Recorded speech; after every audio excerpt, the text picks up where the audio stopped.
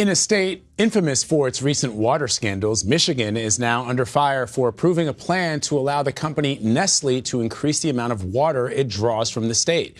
There are about 50 water bottling plants located across Michigan. Nestlé says it wants to nearly double the amount of water it already draws daily from its existing source. The plan has been okayed by a state agency despite a record number of public comments against it. More than 80,000 people have said they oppose the proposal, while only 75 people said they were in favor of it. For more insight into the backlash, Lindsey Smith is an investigative reporter for Michigan Radio. She's been tracking this story from the beginning, and she joins us now via Skype from Ann Arbor. So walk us through what Nestlé plans to do here. In Michigan, what they're doing is they're taking a spring water source, they're drawing it up through the ground, and they're bottling it at a plant, and they're distributing it regionally. So you would be able to buy Ice Mountain brand water, perhaps, if you live in Chicago or in Ohio, Minnesota, Wisconsin.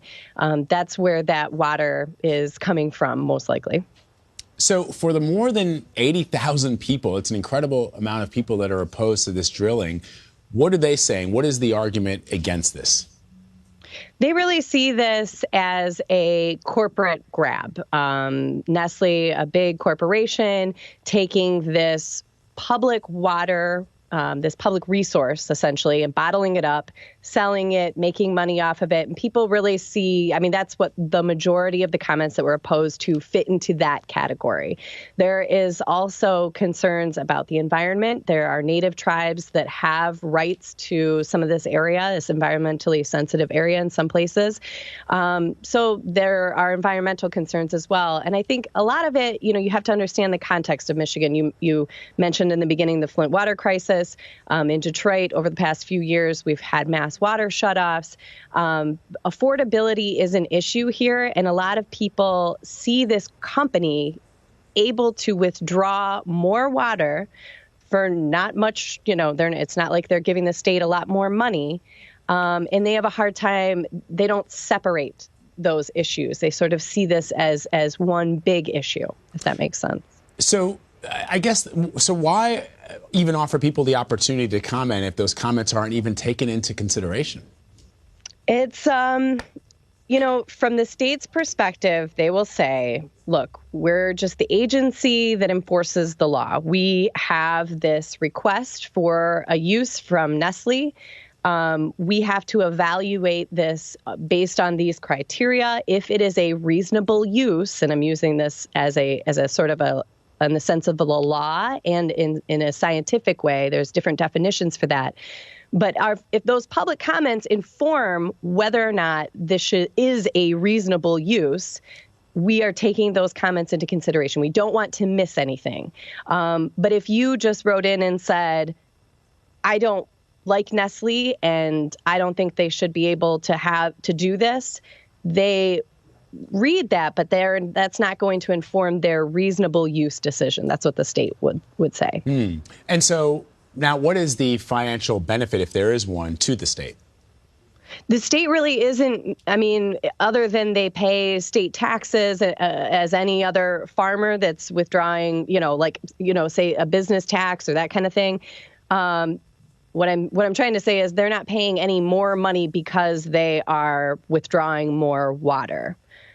So that is in some ways part of the outrage. Some people say, look, if you're going to allow this, let's the state make some money off this. Right. Yeah, right. If I'm paying super high water rates in Detroit, I look at that and say, they should pay more. If I use more water, I have to pay more. Why don't they have to pay more?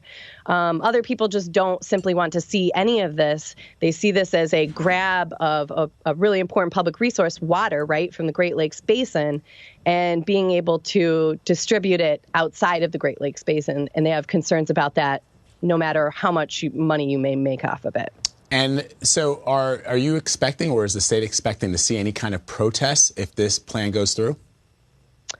Well, the permit is approved. So the protest definitely came down in the form of all of these written comments that the state, it's the most comments the state agency has ever had to deal with.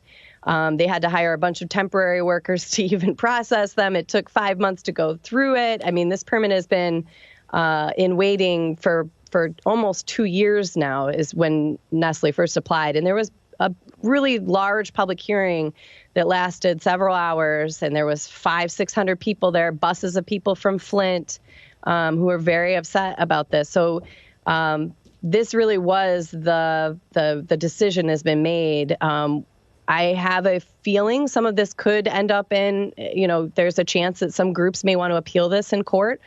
But that would be a different step. As of right now, the permit is granted. Such an interesting story. Lindsey Smith tracking it for us. Thank you so much for your time. We appreciate it. My pleasure.